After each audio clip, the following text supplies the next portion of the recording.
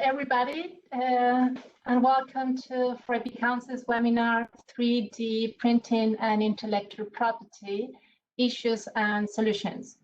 My name is Claudia Tapia, and I'm the chairperson of IP Council, and I will be your host today. I apologize for the technical issues, and I'm very happy that you remain in the line, and so that you can all join us in this webinar.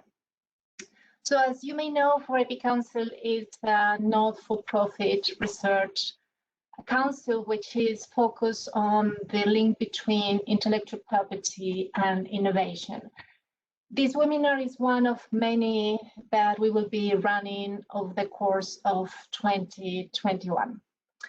At IP Council, we also conduct education activities, including the creation of easy-to-digest material that can allow innovative small and medium enterprises to have a better understanding of intellectual property and hopefully grow their businesses using IP. Please visit our website for a range of free materials. The slides and the recording for this webinar will be made available in our website tomorrow. And in the meantime, for this webinar, if you have any questions, please post them in the Q&A area on your screen. I am really excited. We are really delighted to run this webinar in collaboration with INTA, represented here by Carolina Oliveira, who is a policy officer. Carolina, would you like to say a few words? Sure. Thank you so much, Claudia, and hello, everyone. On behalf of the International Trademark Association, INTA, we are very happy to join IP Council in the organization of this event. For those of you who may be less familiar with INTA, we are a global association of brand owners and professionals. And important also for this event is that while our name includes the word trademark, INTA has moved beyond trademarks. We are focusing on brands in all its dimensions. So that goes to the different dimensions of trademarks, but also different IP rights, notably designs and copyrights. And so we are also active in this area. And for this event, I would again like to thank IP Council. We're very happy to have Peter Schramm representing us as our speaker in this event. So I'd like to thank him. Thanks, of course, to Alessandro, Burro, the other speaker, and of course to the representatives of IP Council, Claudia and Emma as well. I wish everyone a very good and successful webinar in this very important and current topic. Thank you, Claudia.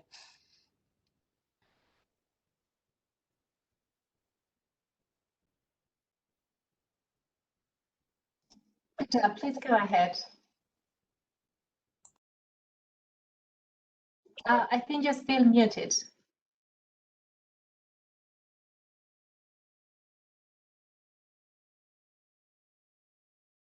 So I'm sorry. I guess today it's a day of the technical issues. I heard that. So, but we managed. Perseverance. The sentence of the year is you're muted. Okay, let me just start with a very short introduction on the legal issues about 3D printing and IP rights. I guess today it's Alessandro's show. He is the award winner of IP Council's 2019 award with his brilliant essay about 3D printing. As far as 3D printing is concerned, we are talking about the process of producing a three-dimensional solid object from a digital model. That sounds easy, but it is very complex, and we have several steps and persons involved, and also a lot of rights that can be infringed, a lot of IP rights that can be infringed. We have to start with making the 3D model. That means scanning an object or directly writing a CAD file. Here are the interests of the designers of the objects, but also the designers of the blueprint, and the CAD files are concerned, and their rights may be infringed. Then we have the dissemination process. Then we have the Printing Act, printing the replicas based on a 3D model. Here are several interests and rights and persons, the manufacturer, the retailer, the seller of the 3D printer. Then we always have to ask us, the end users who finally will print the replica, are there commercial or non-commercial end users? So a lot of important questions, a lot of interest, a lot of IP rights are involved. Also, when it finally comes to the distribution of the printed objects, of the replicas, there's also always the question, was it printed for private and non-commercial use, and so on. So next slide, please. The IP rights at stake, in my opinion, are mainly copyright and design rights. Patents may also be concerned if the technical solution that is protected by the copyright is embodied in one special design that can be printed out. As far as trademarks are concerned, for example, three-dimensional trademarks showing an object of daily use that can be printed out, and the IP rights are subject to infringement by the end users or intermediaries, be it in the technological creation and dissemination process. I guess 3D printing allows the end user to obtain counterfeit goods without the intervention and assistance of commercial counterfeiters, of the typical counterfeiters. This enables a new form of product piracy, which makes it harder to enforce IP rights. This challenges IP lawyers such as me, the older guys with the gray hairs, who usually had to deal so far with customs officers and so on. We really now have to find new solutions, new ways to act against infringements through 3D printing. Also, as far as the intermediaries are concerned, they're involved in the process of 3D printing from the creation and dissemination of the object design or computer-aided design files and to the actual creation and dissemination of the printed objects. And this, for sure, when it comes to enforcing IP rights, raises the question of direct and indirect infringements. Let's switch to some issues regarding copyright law. I don't know, I guess many of you are aware that there's a harmonization process ongoing through the European Court of Justice.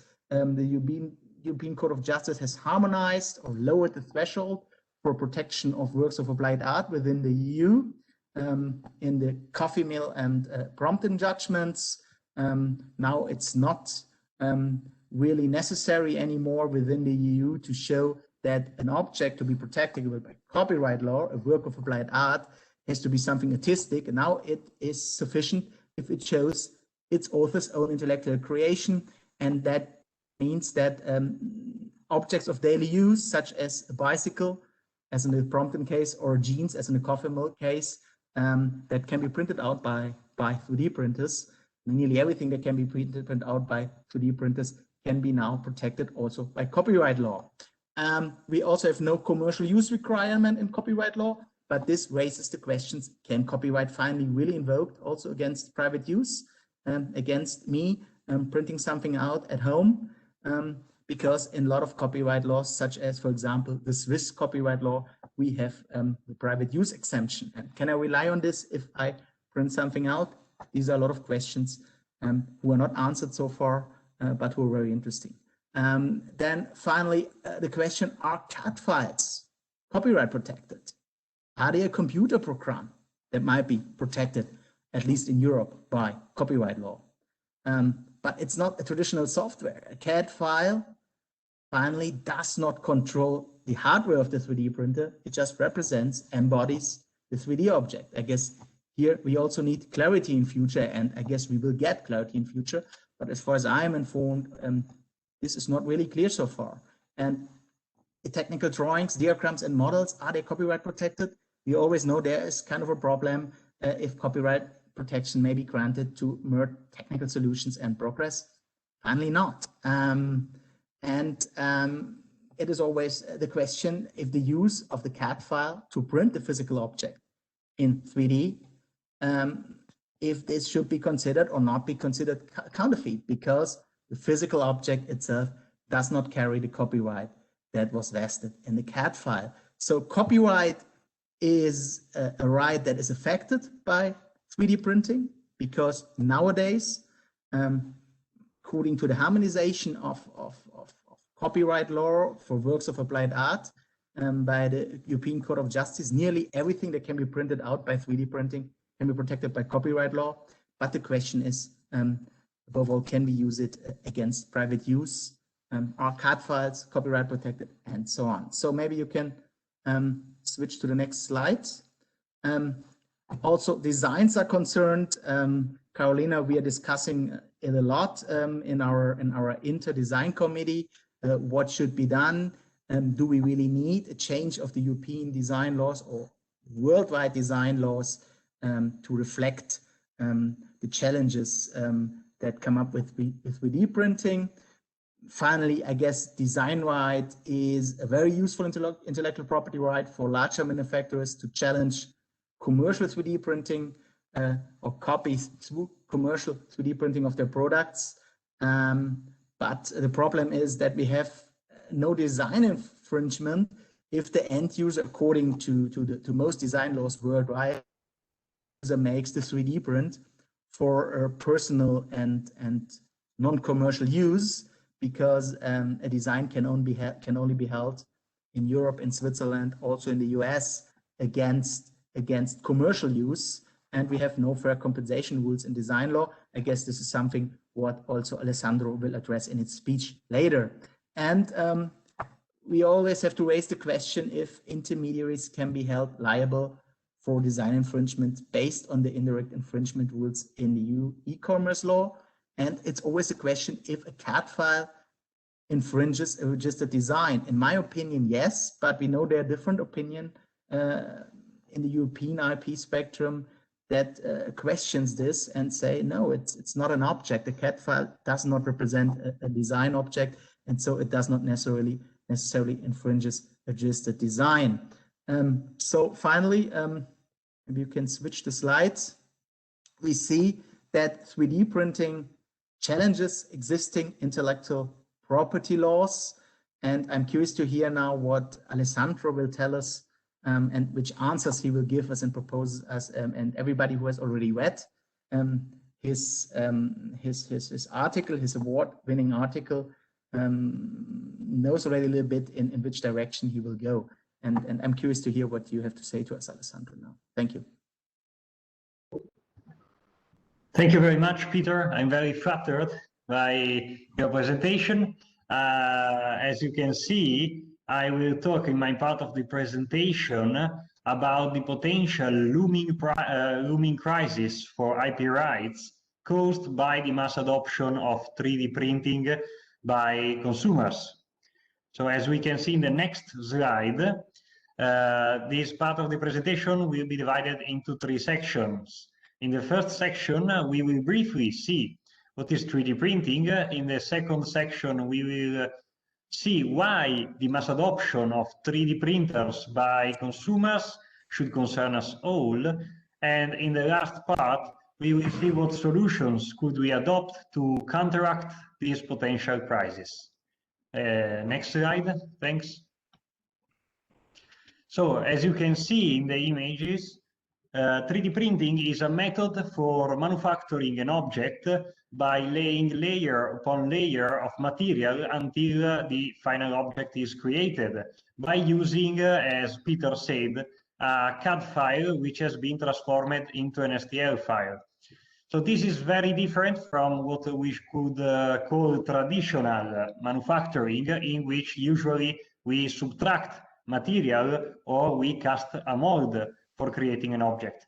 And 3D printing grants us a major degree of liberty in creating new objects. And next slide. So usually we need to create a CAD model by designing it or by scanning an object. Then we need to transform the CAD model into an STL file, and we need to send the STL file to the 3D printer for it to finally print the object.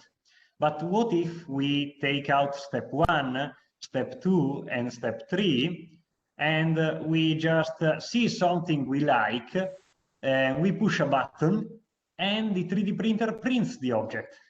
This is, as time goes on, the procedure is being simplified.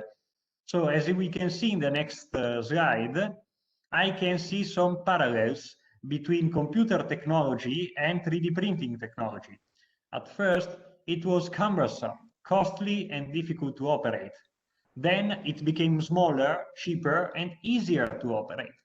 And finally, what I think 3D printing lacks is a man or a woman that will be capable of selling the idea of having a 3D printer at home for consumers and to create an interface that is standard and appealing to the average consumer. Because as we can see in the next slide, when computers started to be in every home, we had, and also internet started to be in every home, we had the peer-to-peer piracy crisis of the 2000s. The music and movie industries were the most affected, and they lost billions of dollars due to pirated content. And also the problem was that it was difficult for them to enforce their IP rights because the public opinion didn't talk about downloading pirated content as similar to stealing.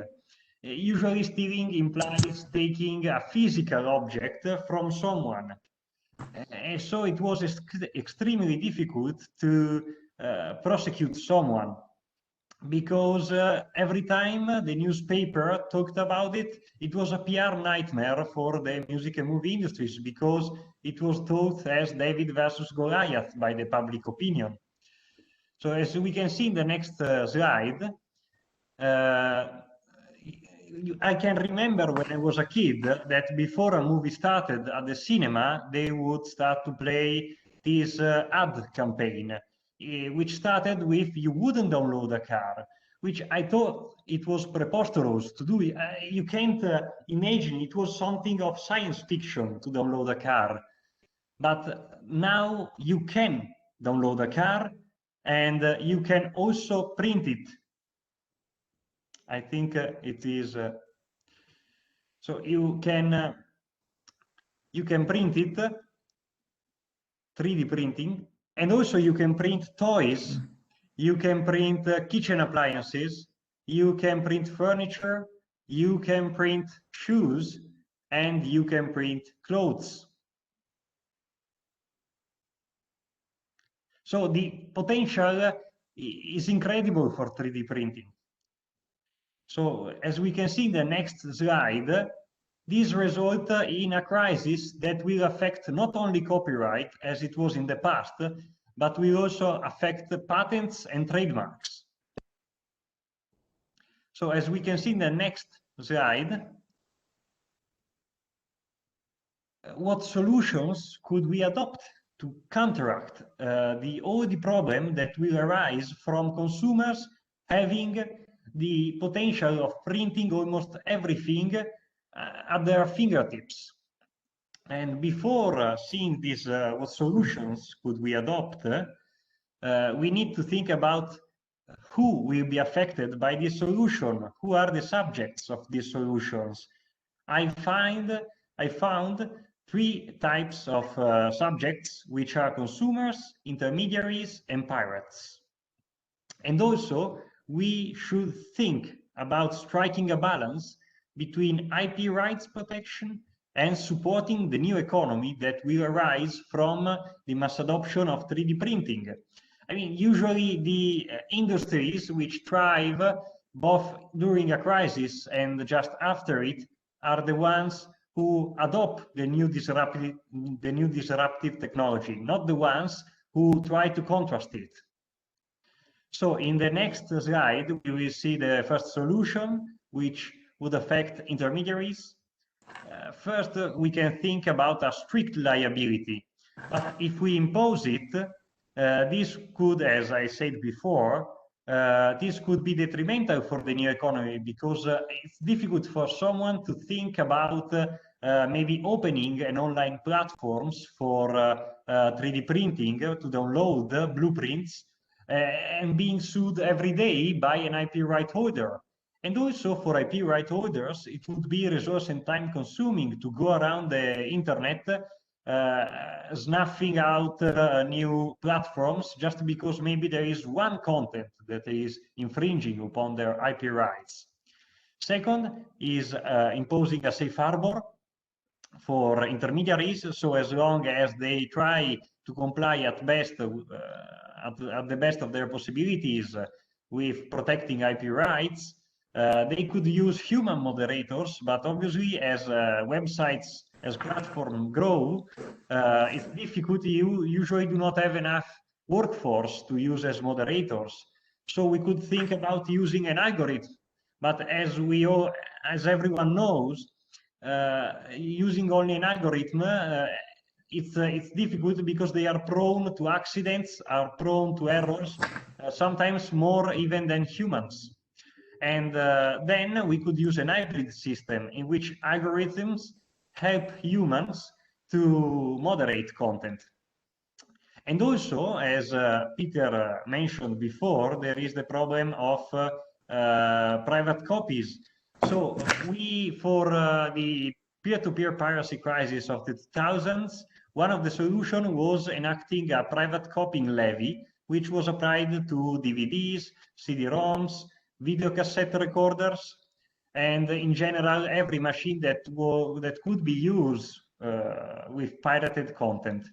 But the problem here is that it would be difficult to find out who should be the beneficiaries of the profit of such levies, because the sectors that are affected by a possible 3D printing crisis will be almost every manufacturer, every IP right holder. And obviously a private copying levy would hamper the growth of the 3D printing market, because 3D printers already cost a lot. So adding another cost would be harmful. And also we should decide if the levy would be applied only to 3D printers or also to 3D printing materials. So as we can see in the next slide, safe harbor is the best option for now, as it was inspired by YouTube and Facebook, which are trying their best still to moderate content and to save IP rights. This was already implemented by MakerBot Thingiverse, which is a website from which you can download free or paid content to 3D print. And it was applied in two famous cases, which were the Penrose triangle cases and the Warhammer case. And they, at the moment, the IP right holder requested a takedown, they immediately complied. So we don't have really a decision by an American judge on this matter. So we're still waiting for some cases to arise. So in the next slide, Solution 2 are digital right management and consumers. As you can see, these are three types of DRMs. One is hardware DRM, which is the black box. One is the integrated copyright enforcer, which is a software solution. And third, a physical printed identifier, which is, as the name suggests, a physical solution. Both now all the three solutions still would collide with privacy regulation, especially in Europe, with the General Data Protection Regulation. So it's difficult to think about applying them. Also, most of them would cost I think too much, or would hamper both the expansion of the market, or in the case of the integrated copyright enforcer, if it's an online, always online enforcer, this could hamper the geographical spread of 3D printers, since I can think about many poor and in developing areas of the world which could benefit from 3D printers and that do not have an internet connection. So the next slide is the what I think, I mean, we could use force to make consumers comply with our IP rights, but we could also entice them with honey. So with bringing them to the lawful side of 3D printing by offering, for example, a subscription model. So maybe every month you can download some nice furniture or some new shoes. And also this would be of better quality and variety than what is offered by the pirates. And also it would be virus-free guarantee. This model, this strategy was applied very successfully by Spotify in the music industry and by Netflix in the movie industries. So the last part, in the last slide, we can talk about targeting the most difficult subject, who are the pirates. I used, as you can see, the image of Hercules fighting the Hydra, because the problem with pirates is that when you take down one, two more emerge. So the pirates that are for profit, they can obviously be suppressed through enough enforcement, but they usually have survivor bias. So they think they cannot really sue everyone, and I can continue my illegal activity. And I think that they should be taken down only if they come too big, if they become too big and too successful, because this would inspire more pirates. On the contrary, the pirates that are that do illegal activities for ideology, the problem is that we are at risk, if we suppress them, to create martyrs, because they do not do it for profit. So even if you sue them, they do not care about the money.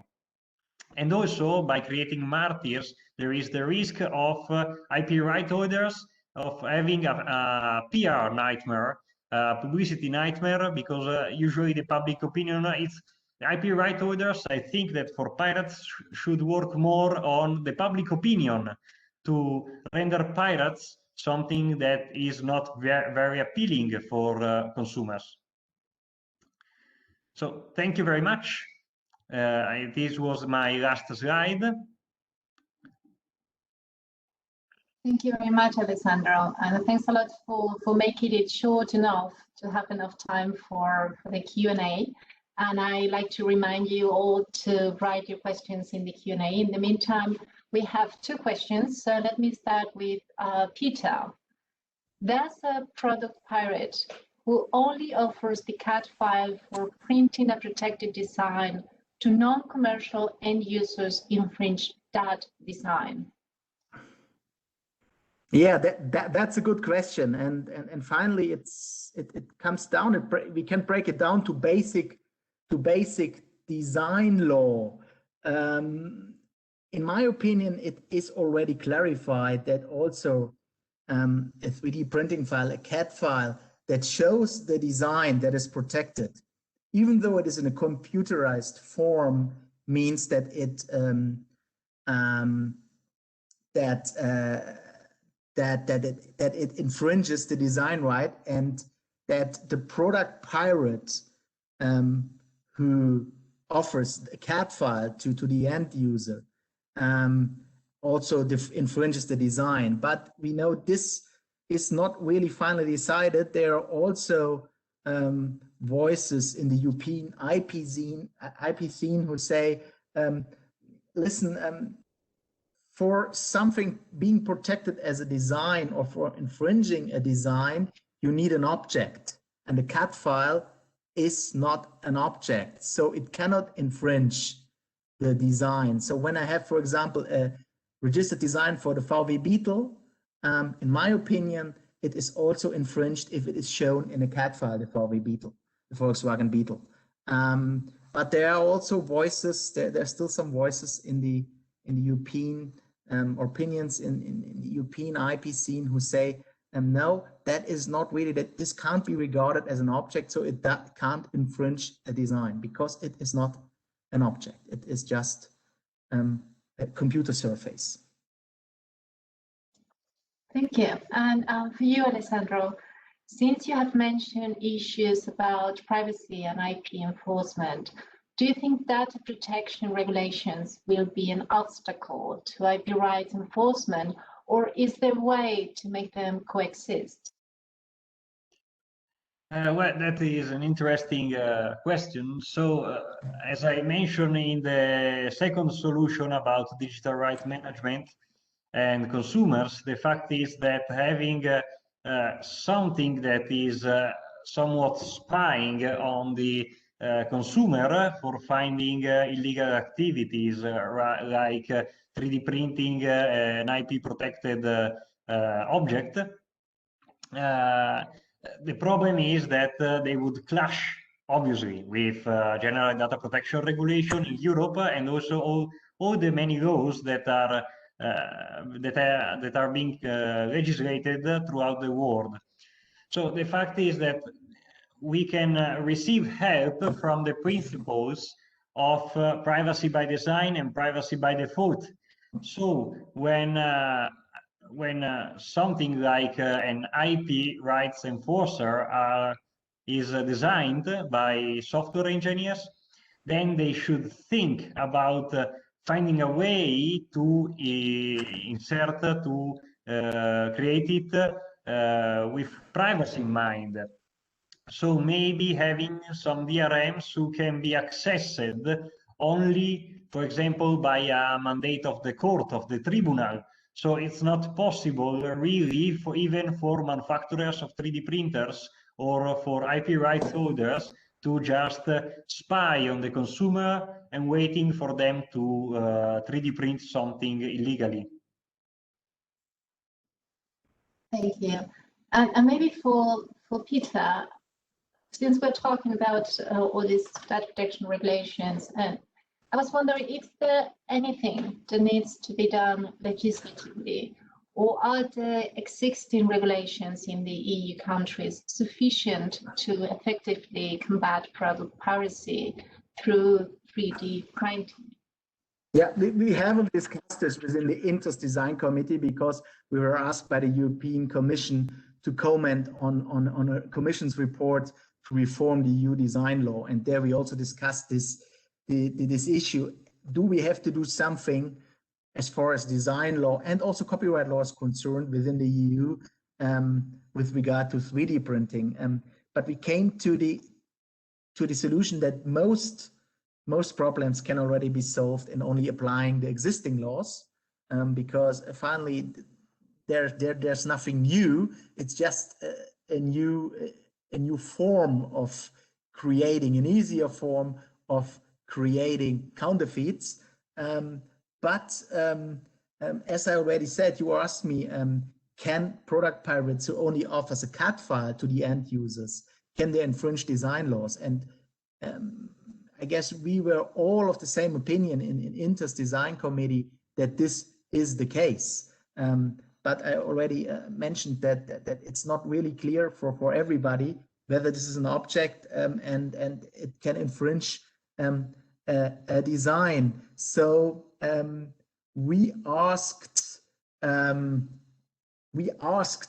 the European Commission or we commented on their report and said, listen, we recommend that the reformed EU design law will clarify that a 3D printing file containing a design in a computerized manner means that this will create an object that will infringe registered community design.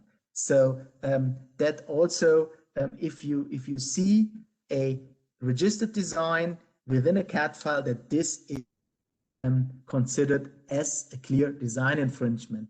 And then we also made some proposals when it comes to the private use exception. There we said that we believe that the focus, as far as copyright and design law are concerned, should be placed on commercial uses of 3D printing files and resulting products.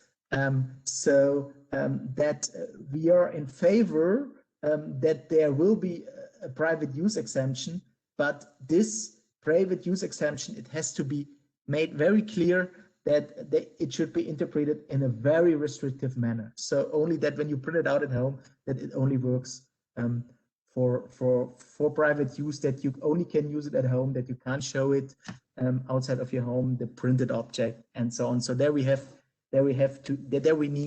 clarifications. So yeah, I would say yes or no, yes and no. Most problems can be solved within the framework of the existing laws, but maybe we need some clarifications.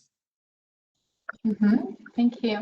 I have here a question also from the audience to Alessandro. Do you think web platforms which provide these CAD files for downloads can be cut by the new DSM directive, in particular the definition of an OCSS key and Article 17? So the last part of the question, sorry. I was saying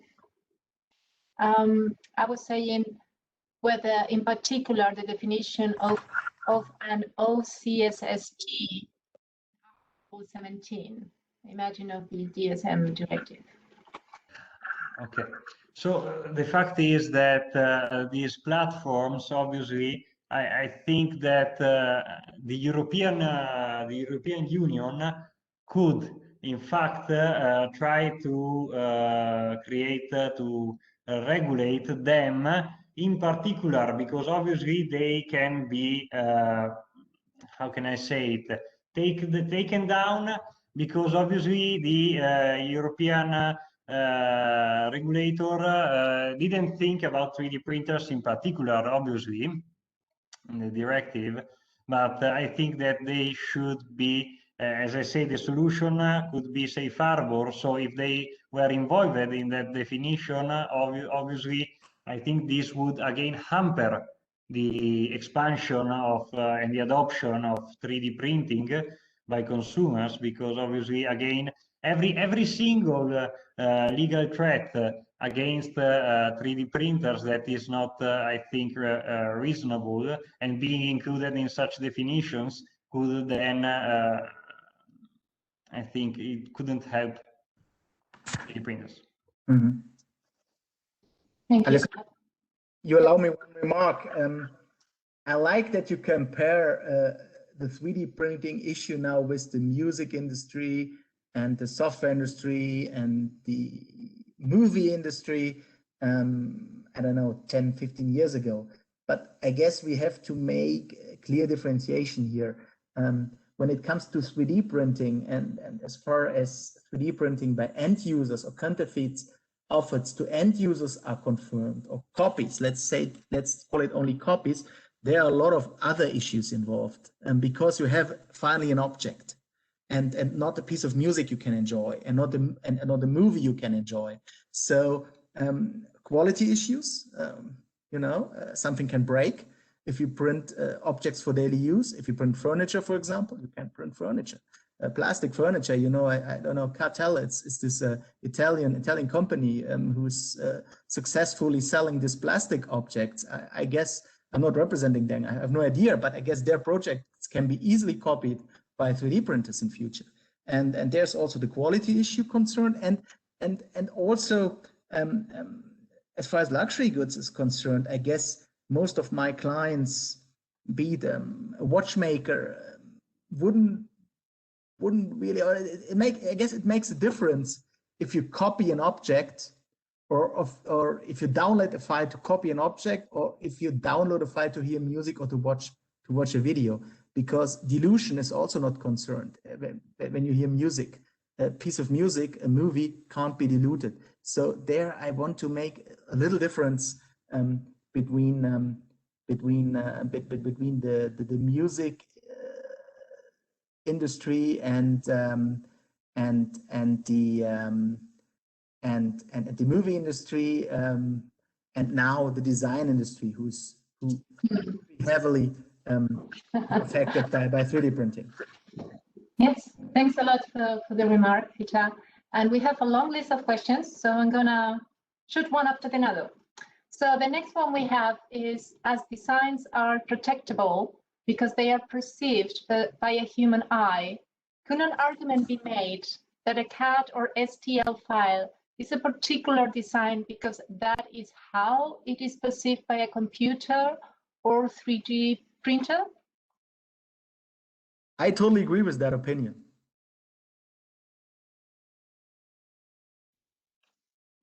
Alessandro, any points from you? Okay. No, sorry. And well, the fact, I think, yes, I also in part agree, but I think, again, the problem is with ourselves in this case, with humans. I mean, again, the idea of something so ethereal, so in the air, not so immaterial, find us at the deficiency of thinking about it as something physical. So a design that is just in a file is, I think, more difficult to think in the same terms as the one that is already here in our hands or in our visual range. I totally agree. It's always a question of the definition of the term object, you know. Right. It has to be an object to be protected by design law. Does this have to be physical or not? In my opinion, it doesn't have to be physical to be protected by design law. Okay, thank you to both. Next question. Can you see particular additional issues in the drug 3D printing manufacture? Sorry? Yes, I know. Can you see particular additional issues in the drug 3D printing manufacture? Drug? Yes. That's what we got. So I'm not sure how this will be enabled with the 3D printing. So maybe if the one raising the question could elaborate a bit. Otherwise, I would suggest we move to the next question, which is, do you think that 3D printing technology represents a paradigm shift from ISP liability?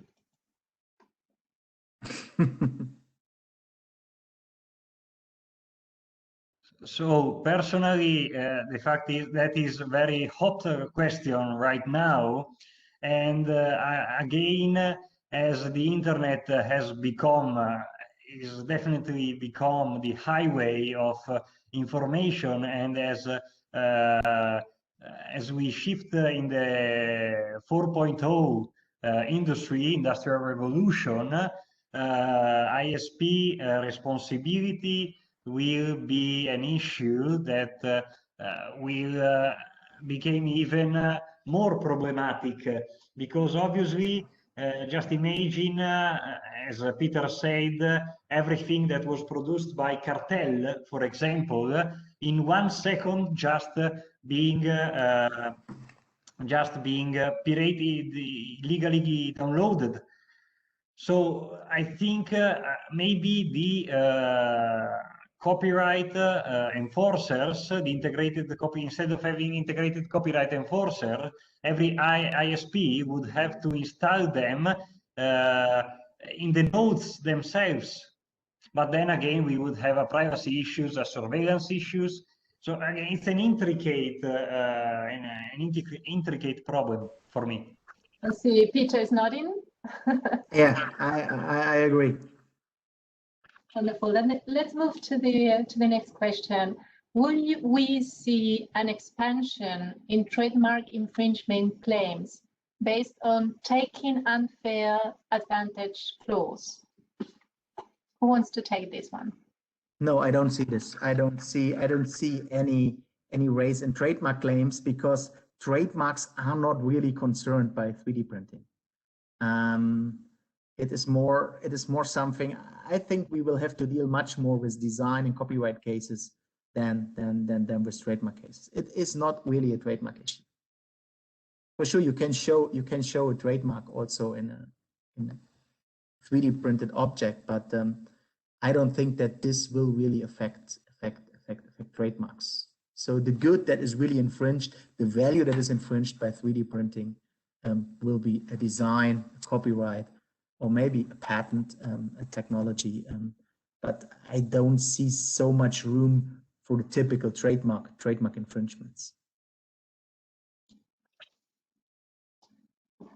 Okay. Maybe in regarding, I can think, for example, of Supreme, which is a clothing company which sometimes put just Supreme on some objects. Like I can remember a year ago, 2 years ago, they sold a brick with Supreme on it.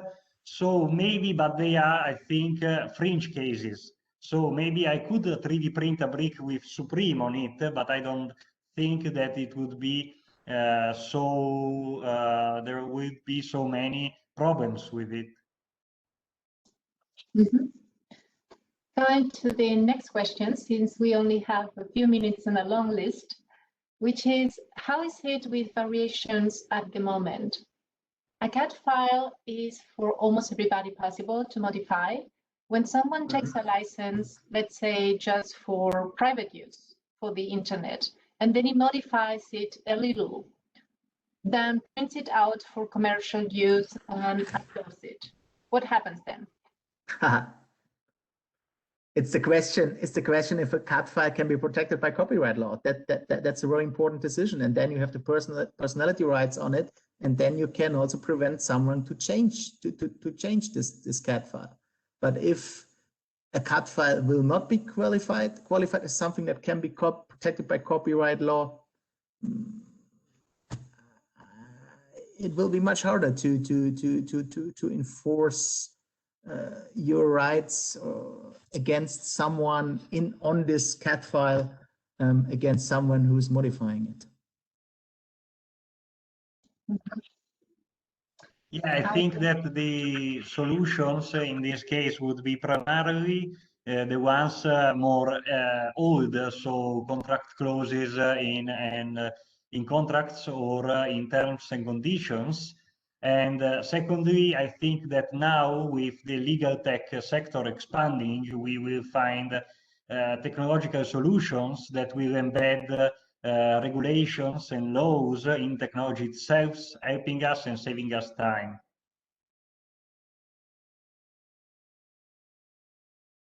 Thanks. Maybe a last question, because one of the participants is writing that I have the impression that the IPRs and the stress with regards to 3D printing are well identified. Will there be a clear legislation stating what is allowed and what is not possible? Then I guess the business models will arise naturally from there. Any opinions? So making a parallel with what happened in the last 15 years with the new big tech in Silicon Valley, the problem is that again there will be, in my opinion, before the regulation, the businesses will arrive, and then the European, for example, the European Union or the United States Congress or other legislators will act. Because if you think, we started talking about the General Data Protection Regulation in, I think, 2012. They started negotiation, etc. So the problem is that, again, the rule makers will arrive late to the party. Thank you. Thanks a lot, Alessandro, and thanks so much, Peter. I have the feeling we could stay here and talk forever on this exciting topic. I keep hearing messages and questions, and unfortunately, we are a bit out of time. So I'm going to go into the very last one, and then we will have to finish. So, which is you are commercializing an object that does not have its origin in the identified trademark owner, don't you think? Sorry, can you repeat the question again? So one of the is writing, sorry, it's moving. I think if you manufacture the object and affix a trademark, you are infringing trademarks because you are, okay. Yeah, no, you're only infringing trademark if you use it commercially later. Great. So thanks a lot for the clarification, and thanks so much for your time, and also for the participants for your patience with these technical issues that we had at the beginning, and for staying with us and being so active, commenting and thanking. I received so many messages thanking you for this amazing presentation and the interesting topic. And as explained before, we will upload the recording of this presentation and make it available at the 4AP Council's website tomorrow. And later today, you will receive an email inviting you to complete a 1-minute survey about this webinar. And it would be great if you could provide your feedback. And please visit our website to register for our forthcoming webinars. And thanks so much for listening, and particular to INTA and Alessandro and Peter for your time. It's been super, super interesting. Thank you. Thank you so much. Sorry for running through our presentations due to the short time, but thank you so much. That was really nice. Thank you. Thank you. Good time management. Thank you.